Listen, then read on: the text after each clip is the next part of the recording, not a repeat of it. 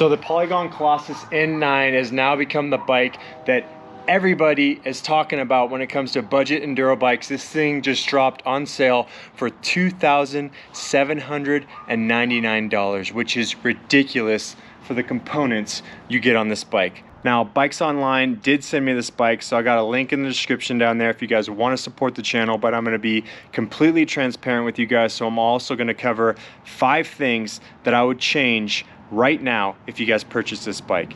Let's get into it.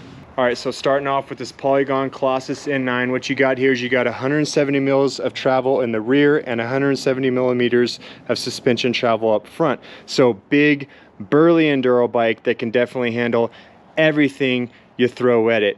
For the suspension on that bike, you got the Fox Float X2 rear shock, so nice beefy rear shock that's driving that IFS independent floating suspension design from Polygon. So what they have on this bike is they have a 6-bar suspension that allows them to independently tune the wheel path and the leverage ratio on that shock. What that means is you get an enduro bike that pedals really well, but is definitely ready to smash downhill and utilize every bit of that Fox Float X2 rear shock. For the fork up here, you got the Fox 38 Performance shock, so it's not the Performance Elite model.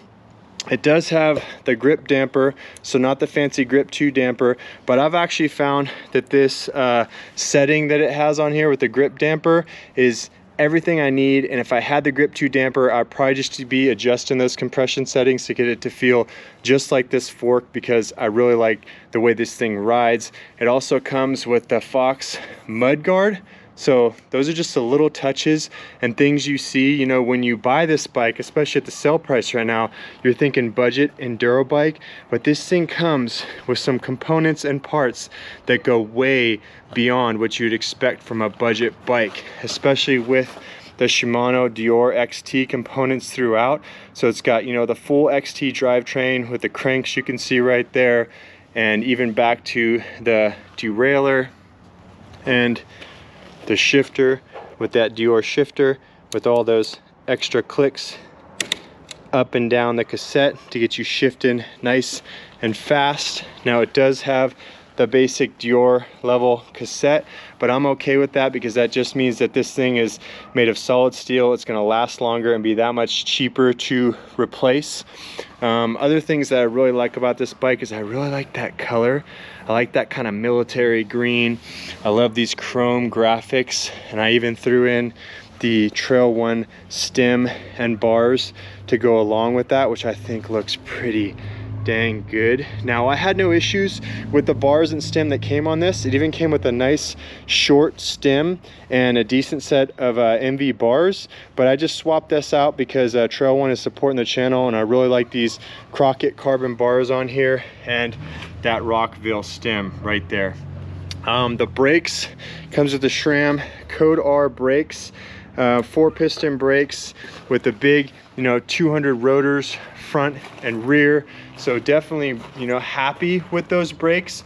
I would say initially I had a little bit of issues with this rear brake on the stopping power, but once I got these things bled right and set up right, I was really happy with the way these brakes were performing, and I don't feel the need to switch these out at all.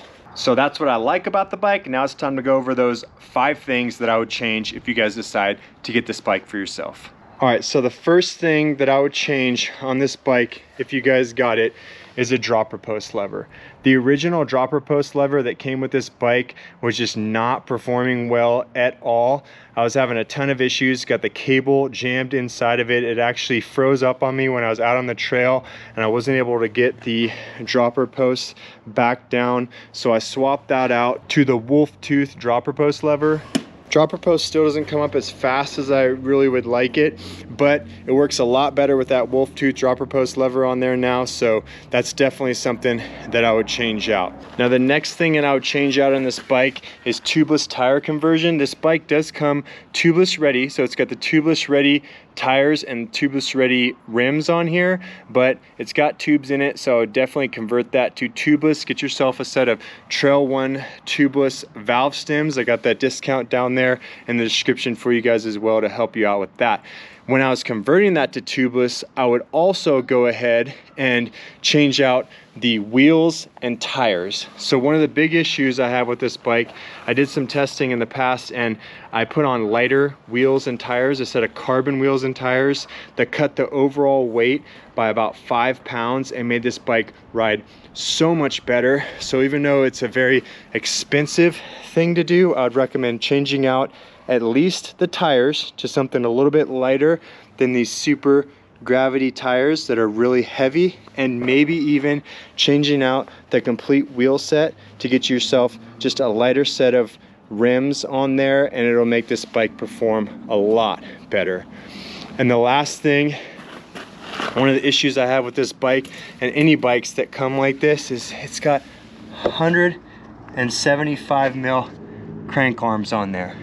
So I love the fact that it's got the Shimano XT drivetrain. I even like these crank arms, nice and stiff and perform really well.